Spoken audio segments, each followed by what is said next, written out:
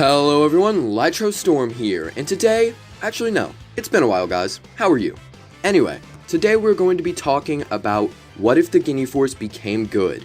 Now we last left off with part 2, which was a long time ago, so be sure to check out that and part 1 as well before you watch this video.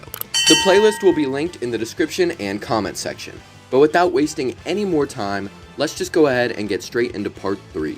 So after 7 years, Goku and Captain Ginyu decide to return to the living world, with Ginyu being wished back with the Dragon Balls. Goku, however, only returns for the day with Baba. Everyone reunites, with the Ginyu Force telling their captain about what they've been doing during the 7 years. Chaozu and Tenshinhan are also there to see how their students, Goten and Trunks, do in the Junior Division.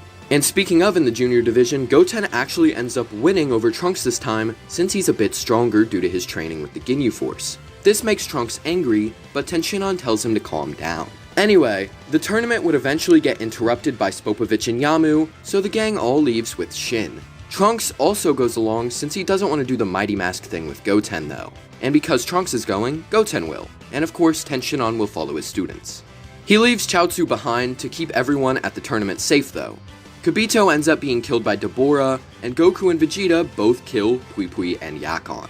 Gohan will actually be able to overpower Deborah this time, since he was stronger than in canon, so he nearly ends up killing him, and that's when Babidi decides to act. The sorcerer takes hold on Vegeta and basically just makes him go Majin, but while this only works partially, Babidi does have another plan. The sorcerer sees that Vegeta's son Trunks also has some sort of malice within him, and so he decides to unleash that as well. Trunks tries to fight back, but eventually gives in and becomes a Majin like his father. This also unlocks Super Saiyan 2 for him as well. Babidi then teleports everyone to the World Tournament, but then teleports only Goku, Ginyu, and Vegeta away. He leaves Shin, Gohan, Goten, Tenshinhan, and the rest of the Ginyu Force. Tenshinhan tells Gohan and Shin to go stop Babidi from bringing Buu back, and that he'll handle his students. They do so, and now Tenshinhan and Goten try to plead with Trunks. They try to make him remember who he is and that this isn't the right path for him, but this fails and Trunks begins to attack. The Ginyu Force teams up with Tenshinhan and Goten to try and fight back, but none of them really stand a chance. The only one who does is Goten, but even then he still isn't much of a threat. Not only does Trunks have Super Saiyan 2, which is stronger than Goten's form, but he also has the power amp from Babidi, so he's just going to be trashing all 6 of his opponents at once. Meanwhile, Goku is actually just beating Vegeta up in their fight. This is because he had Ginyu to spar with all 7 years, so he's a lot stronger. Speaking of Ginyu, he stands back at the side and makes sure everything goes well in this battle. Back with Trunks' fight, he ends up having all his foes on the ground, and he beats Goten down some more. Goten begs for him to stop, calling him his friend, and that's when Trunks finally falters. Then Tenshinhan kicks him from behind and knocks him out. He takes the 2 kids to Korin's tower to get Senzu Beans, while the Ginyus go to make sure Buu isn't brought back. They're a bit late though, as he has now nearly killed both Gohan and Shin. Ginyu senses Buu approaching and prepares to stall him with his men, while Goku continues reasoning with Vegeta. Buu fights Ginyu, who unleashes the Kaioken, but it's way past Goku's previous limit of 20 times, and so he is able to keep up with the beast. But Buu eventually overpowers him and his men at the same time. Vegeta agrees to help Goku fight, but knocks him out instead like he did in the show, and fights Majin Buu alone. This fight plays out like it did in the original, but when Vegeta goes to make his sacrifice, something would change. Literally. Captain Ginyu uses the body change technique to stop Vegeta from exploding. Vegeta, who is now in Ginyu's body, is pretty confused, but Ginyu knocks him unconscious, so he doesn't interfere. Ginyu then begs for Majin Buu to let them go, and that they'll give him a stronger guy if he waits just a few days. Buu reluctantly agrees like he did with Goku and kills Babidi before flying off. The gang then grabs the unconscious bodies and regroups on the lookout. Ginyu also swaps back with Vegeta and gives him an apology for taking his body. Vegeta ignores this though, and just goes into the time chamber in hopes of beating Buu himself. At the same time, Goku and Ginyu proceed to teach Goten, Trunks, and the rest of the Ginyu Force about fusion. Goku also goes off to stall Majin Buu like he did in the show, and redirects him to a different location so he doesn't wipe out Bulma City. He unveils Super Saiyan 3 here, but doesn't kill Buu because he wants the next generation to, just win. Anyway, because Goten and Trunks are more disciplined, they're able to put their differences aside and perfect fusion a lot quicker. After that, Goku has to leave to go back to heaven, but entrusts Ginyu with his plan. Ginyu swears that he won't fail him, and so now Trunks and Goten enter the time chamber to train. Ginyu brings them in there and tells Vegeta to train them and make them stronger as well. He does so, and this leads to the kids being much more powerful overall. When Super Buu arrives, the gang decides to stall him a bit. They tell Buu that they can give him a fun fight while his main course gets ready, and so Buu accepts this. Recoome and Birder both fuse and become Burkoom. Their power is a bit higher than base Gotenks, but weaker than Super Saiyan Gotenks from in canon. So while Buu will enjoy this fight a little bit, it won't be enough to satisfy him, and he will just make them defuse. Ginyu then takes Majin Buu to the time chamber, and a much stronger Vegeta steps out to challenge Buu once again. With this power, he's able to give Super Buu quite a good fight, but overall he is just overpowered. Goten and Trunks are then able to fuse and use Super Saiyan right off the bat with Vegeta stalling. With this, they can give Buu a little bit of fun before unleashing Super Saiyan 3. However, in this form, Gotenks is now easily able to sauce on Buu without any problems of showing off due to their training from Tenshinhan. And if you're wondering why he's beating Buu this time, like I said, it's because they're a lot stronger both from their training with Tenshinhan and Vegeta in the time chamber. This means that Gotenks is going to take the dub and kill Super Buu. With that, the gang are all proud, and Goku decides to stay dead. His idea of the next generation taking over has succeeded, so there's no reason to return. But he does wait to tell Gohan that Buu has been killed, that way he still gets the ultimate form just in case he ever does try and step up his training. Goku also requests King Yama to bring Buu back as someone good, that way they can have an even more strong fighter on Earth one day. And so the Ginyu Force goes on to train Goten, while Vegeta trains Trunks. But one day, the God of Destruction Beerus would arrive on Earth. Like in canon, he pretty much tosses every single opponent aside before they can use the Dragon Balls to find out what a Super Saiyan God is.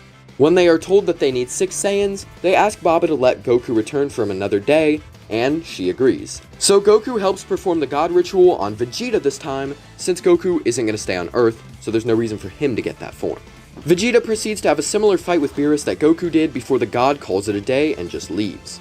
At some point, Vegeta and the Ginyu Force would go to train with Whis as well. Because of that, Tenshinhan, Chaozu, and Piccolo take over the role of training Goten and Trunks on Earth.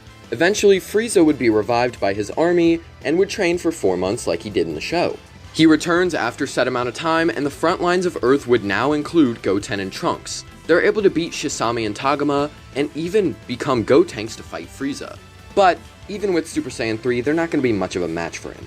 But sensing such a great energy, Birder is able to lock onto Gotenks and instant transmission everybody to Earth. So Vegeta and the Ginyu Force all arrive to fight Frieza, who finds this quite fitting. Now he's going to get the chance to kill all of the traitors who should have already been dead back on Namek. Captain Ginyu wants to go first to fight Frieza, and so the Emperor would power up into his 4th form. At that point, Ginyu proceeds to beat his former Emperor with a good amount of ease. Having 6 people all training together with Whis made their gains a lot higher, and so the power ranking is kind of like this. So we've got Guldo at the bottom, then Frieza, then Jace, Birder, and Recoome, then Vegeta, and then Ginyu on top. And of course, this is referring to everybody's base forms. So Ginyu is going to force Frieza to use his golden form, and then he taps out and hands it off to Vegeta because obviously he's not going to be able to deal with such great strength. The Saiyan unleashes Super Saiyan Blue, and since he is much stronger than in canon, he easily beats Golden Frieza. This is going to result in the Emperor losing his form and trying to blow up Earth a lot quicker, but the Ginyu Force quickly stops that. Guldo paralyzes the Emperor, and Ginyu then uses the body change. And with that, Recoome, Birder, and Jace all fire a combined blast to kill Frieza, who is now in Ginyu's body before he even notices. And so the day is saved, and now Ginyu has a new body. Eventually, the Universe 6 saga will be set to happen, with Ginyu making Beerus agree that he'll train them personally if they win this. After all, the tournament is mainly for him, as their Earth getting moved doesn't really change anything for their lives, because, you know, it's not like they go in space, so they're just still gonna be on the same Earth. So Beerus is forced to agree to this, as beating a few guys up so very often isn't really too much work. And so the roster is Vegeta, Ginyu, Gotenks, Piccolo, and Monaka. But with this, Vegeta and Ginyu are going to have to take the kids into the time chamber to catch them up in power. This only lets them train for a day and a half rather than 3 days like Goku and Vegeta did in canon, but it also allows for the two to become much more powerful. And when their time limit is 30 minutes, they kind of need that extra power so that way they can finish quickly. The tournament begins, so Goten and Trunks fuse together for their fight. Gotenks is able to successfully take out Botamo using Super Saiyan and some strategy like Goku did. Frost is his next opponent, but the fusion is able to beat up his first form quite easily. They know he's hiding more though, so they allow for him to transform. He uses his third form, but that disappoints Gotenks, so he ramps it up by using his full power. With that, Frost has no choice but to go into his final form to try and defend himself, but even with that, Gotenks in Super Saiyan 3 will just obliterate him. Frost then punches back, poisoning the fusion and making them defuse quite quickly. This means that they lose the fight because Gotenks was taken out of commission. So next up is Piccolo, who will be able to actually beat Frost this time since he was more weakened from fighting a stronger opponent. But Piccolo does lose to Vegeta afterward. Vegeta steps up to fight Vegeta, beating him and Kaba the same way he did in canon, and then fighting Hit. That goes about the same, but Vegeta is a little bit stronger, so he's able to make Hit adapt and improve his time skip like Goku did. With that, Hit beats Vegeta and eliminates him. So now Ginyu must step up.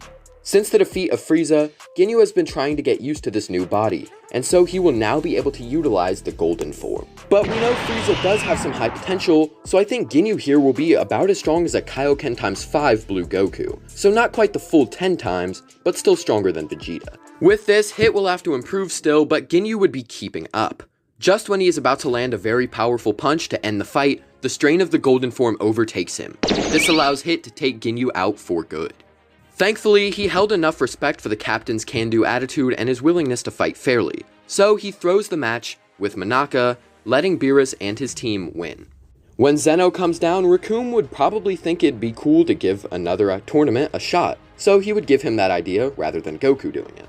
Beerus then uses the Super Dragon Balls to restore Champa's Earth, and now he has to make good on his agreement to train the Ginyu Force personally. Ginyu will decide to cool off on Earth though, and let his men have the spotlight for a while. Besides, the golden form gave out on him just when he needed it against Hit, so he clearly needs some more time to perfect the form and get more used to the body. Sometime later, Future Trunks arrives in the past, having escaped from the future where he was attacked. When he awakens, he throws a punch Ginyu's way, with him managing to catch the attack. Trunks is told about what has happened so far, and he reveals that the reason he attacked Ginyu was because someone who looked exactly like Frieza had attacked him. And so now he needs their help. Ginyu agrees to spar with him, and so the two scrap, with Ginyu using the golden form to beat Trunks. He is pretty certain that they can win with that level of power, and that's when Black arrives. Now technically he should be called Ginyu Black because he stole bodies from Ginyu, but it was Frieza's body that he took, so we're gonna call him Frieza Black since that's much more simple. Frieza Black gets ready to fight, but Vegeta wants to be the one to kill him since he didn't really get to kill the real Frieza. And so Vegeta steps up, using Super Saiyan 2 to fight him. He's able to beat him down, but Frieza Black escapes just after destroying the time machine. And so now the squad has to figure out what's going on, so Ginyu goes with Beerus to investigate Zamasu. Meanwhile, Vegeta stays on Earth and spars with future Trunks, and so do Goten and the present Trunks. Because of their more active training, they help show Trunks the fusion dance, though he isn't too focused on it right now. After the time machine is repaired, Vegeta, Ginyu, and Trunks go into the future.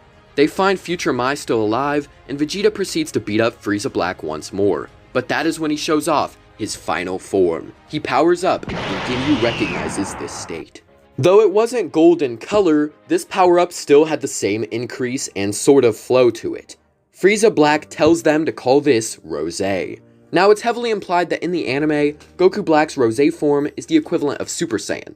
In the manga, it's obviously blue though. So if Goku Black's original increase was only that of Super Saiyans, meaning like 50 times, or maybe it was even a grade 4 increase, we don't know for sure, imagine him with a golden level boost. Remember that Super Saiyan Rosé was enough to easily beat Blue Vegeta, so now Rosé Frieza Black will proceed to easily obliterate Blue Vegeta with little effort. Ginyu steps in as well, but even with his golden form, it's not enough. Like I said, what's a 50 times increase to a blue level increase? That's just not even close. In fact, Ginyu had even perfected the golden form like Frieza did in canon, but it was still just not comparable. So Trunks and the others are forced to retreat after Zamasu and Black beat them down. When they return to the past, Vegeta proceeds to train in the time chamber, with Ginyu also joining him. At the same time, Trunks finished his learning of the fusion dance from the kids. And that is where we'll leave this part off for now. If you guys enjoyed what you've seen so far, be sure to stay tuned for the finale. You're going to see a lot of cool stuff there, so trust me, it'll be worth it. I'm actually really excited to bring it to you guys because I think it ended really cool. But as always, tell me if you like this part, tell me what you think will happen next, comment your requests for future videos, and subscribe. Thank you for watching. Have a great day.